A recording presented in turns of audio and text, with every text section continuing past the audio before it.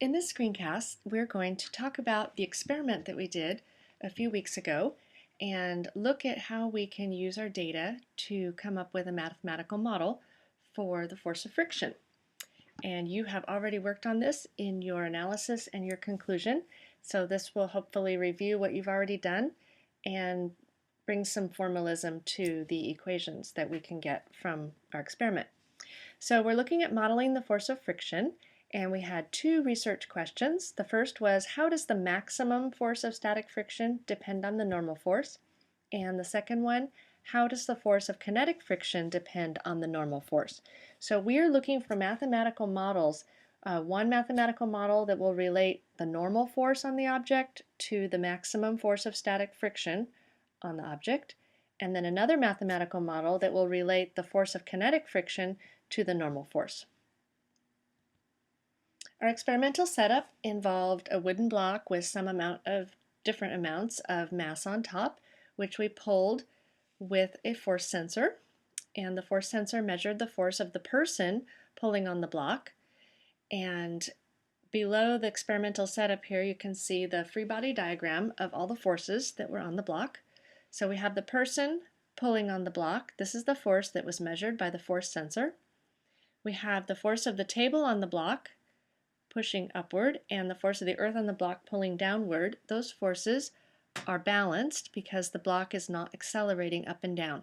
So we were able to use the fact that these are balanced to find the normal force because we were able to calculate the force of gravity using the mass of the object which we measured. So it's how we found the normal force. The force of friction on the block we were able to figure out because we looked at only situations where these two forces were balanced. So at the point where the block is just about to break free, that point where it breaks free, the force of the person on the block is equal to the maximum force of static friction on the block. And then we also pulled on the block so it moved with a constant velocity. And when the block is moving with a constant velocity, both of these forces are equal as well. The person is pulling with an equal force to the force of kinetic friction. So that's how we were able to determine the force of kinetic friction. What we did once we had our data was we made some graphs of the normal force on the x-axis and the different forces of friction on the y-axis for the two different surfaces. So here is my data for the paper-on-paper surface. So we had the block, the wooden block had a piece of paper on the bottom of it, and the table surface had a piece of paper. So for paper on paper, I have graphed here the static friction force, the maximum static friction force in red, and the kinetic friction force in blue. And on the x-axis, I have the normal force on the block. The two lines had different slopes. The kinetic friction had a slope of 0.26 and the static friction had a slope of 0.29. And the slope is interesting in this experiment because it doesn't have any units. It is a ratio of a force over another force. And so the units cancel out and it's just a pure number. Next, let's take a look at the friction force versus the normal force for sandpaper. So I've used the same scale on both graphs, so we can see that on the previous graph the maximum normal force was 30 and the maximum friction force was 13, and on the following graph we have the same scale. So the fact that these lines are steeper, you can right away see that they have a different slope than the previous graph. So for sandpaper, the maximum static friction had a slope of 0.9 and the kinetic friction had a slope of 0.77. Now let's do what we normally would do in a board meeting, which is look for some similarities between all of these lines or curves or whatnot that we have on our graphs. So one thing I notice is as the normal force increases, and so as we move to the right on the graph, the data goes upward. So this is telling me that as there's more normal force, so more force pressing the surfaces together, the friction force is increasing. And it doesn't matter what kind of friction force we're looking at or what surface we're on, That's always true. As the normal force increases, the amount of the frictional force increased. We also notice that all of these lines go through the origin and they're linear. So these are all direct proportions. So for both surfaces and for both types of friction, static and kinetic, we have a relationship that is directly proportional. I also notice that for a given surface, let's just look at paper, and let's pick a particular normal force, let's say 20 newtons. I notice that the force of kinetic friction is smaller than the maximum force of the static friction. And this is true for whatever normal force I compare. At 10 newtons, the same thing is true. The kinetic friction is still smaller. The only place that wouldn't be true is at the origin at 0. And lastly, for each surface, the slope of the kinetic friction line is less than the slope of the maximum static friction line. So 0.26 is smaller than 0.29. 0.77 is less than 0.90. Well, what about differences? Some differences that I'm noticing are the slope of the maximum static friction line is greater than the slope of the kinetic friction line. The slope of the maximum static friction force is greater for sandpaper than paper. So the slope here, 0.9, is bigger than the slope of 0.29. And here, for kinetic, 0.77 is greater than 0.26. So how can we use these graphs to come up with a mathematical model? Well, we know the basic equation for a direct proportion that does not, which is a line with 0 y-intercept. So using y equals mx, we can write the mathematical model for each of these lines. So for paper, maximum static friction is our y value. It's on the y-axis. And the slope was 0.29, and the x value is the normal force. Same thing for the kinetic friction. We have kinetic friction on the y-axis equals the slope times the x quantity, which is the normal force. And doing the same thing, we come up with mathematical models for the sandpaper. What's interesting is because they're all direct proportions, you notice all the similarities between all these equations. We have some kind of frictional force equals a constant times a normal force. Well, we can look at this another way as well. A direct proportion between quantities means that their ratio is constant. So if the force of friction is directly proportional to the normal force, then the ratio of the force of friction to the normal force is a constant. So here is the maximum static friction. The ratio of maximum static friction to the normal force is a constant of 0.29. So whatever value you use for the maximum static friction, if you divide it by its corresponding normal force, you will come out with this constant. A direct proportion between quantities means that if one is doubled, the other doubles. So let's check. If we double the normal force, what happens to the force of friction? First, let's take a look at the kinetic friction.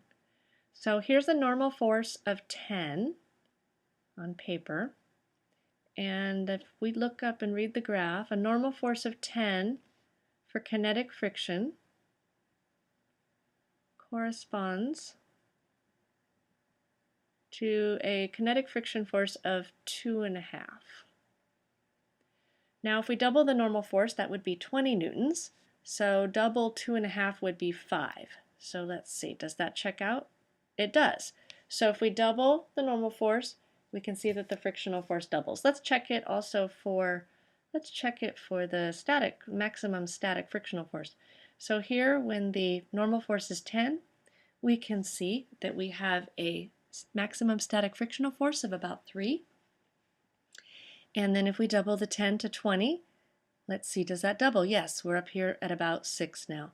So we can see that the direct proportion means that if you double the normal force, the force of friction also doubles. Well, let's come up with now a sort of more refined formal equation and mathematical model that's more general that we can use for all kinds of situations. So looking at the maximum static friction force first. Here is our ratio, which is constant. And you could also have started with your y equals mx form of this equation, but I'm going to start with the direct proportionality approach. So maximum static friction divided by normal force is a constant. And the name of this constant is called the coefficient of static friction. And the symbol for the coefficient of static friction is this symbol. This is the Greek letter mu. So this is pronounced mu s, or the coefficient of static friction. Then multiplying both sides of this equation by the normal force, we can get it into this form. Maximum static friction equals the coefficient of static friction, mu s, times the normal force. Then putting it into symbols instead of words, we have the maximum static friction force, which you could also read as the force of friction static maximum, equals the coefficient of static friction times the normal force. So this is the relationship, the mathematical model that relates the normal force to the force of friction for the static situation, the maximum static frictional force that we will be using. Let's look at the kinetic friction force. We want, again, to find a general mathematical model that we can use for any situation. So we have kinetic friction divided by normal force is a constant because of the direct proportion. The constant now is going to be called the coefficient of kinetic friction because we have objects that are moving when we're working with kinetic friction. Kinetic has to do with motion. So we put a little k here to symbolize that it's kinetic. Multiplying both sides by the normal force, we can get the equation into this form. Kinetic friction equals the coefficient of kinetic friction times the normal force. And then in symbols, the force of kinetic friction equals the coefficient of kinetic friction times the normal force. And this is the equation that we'll be using when working with kinetic friction. And I'm going to back up a slide just to make one more comment about the maximum static friction force. It's important to remember when using this equation that this equation, if you calculate the value of this maximum static friction force, you are finding the maximum that the static friction can be. But it could be any value. In a situation, the static friction can be any value up to that maximum. So just because you've calculated that that's the maximum value possible, if somebody's not pulling that hard on the object, the static friction will not be that big. So just beware, this equation gives you the maximum value, but in your situation and when you're problem solving, the static friction could be any value up to that maximum. It's not always going to be at the maximum value. So jumping ahead then now to summarize some facts about the coefficients of friction. First of all, the coefficients of friction describe the ratio of the force of friction to the force pressing the two surfaces together, and that force is called the normal force. The value for the coefficients of friction depend on the two surfaces that are in contact. So you'll have one coefficient of friction for paper on paper, but you'll have another coefficient for paper on wood. It depends on both surfaces what they're made of. Thirdly, the coefficients of friction have to be measured experimentally. You cannot determine the values for these coefficients from properties of the surfaces, for example, like knowing their molecular makeup or the temperature or those things. You have to do an experiment just like we did and measure what the values are. Fourth, the coefficients of friction are usually less than 1, but not always. For example, rubber in contact with other surfaces can have coefficients between 1 and 2, but that is more unusual.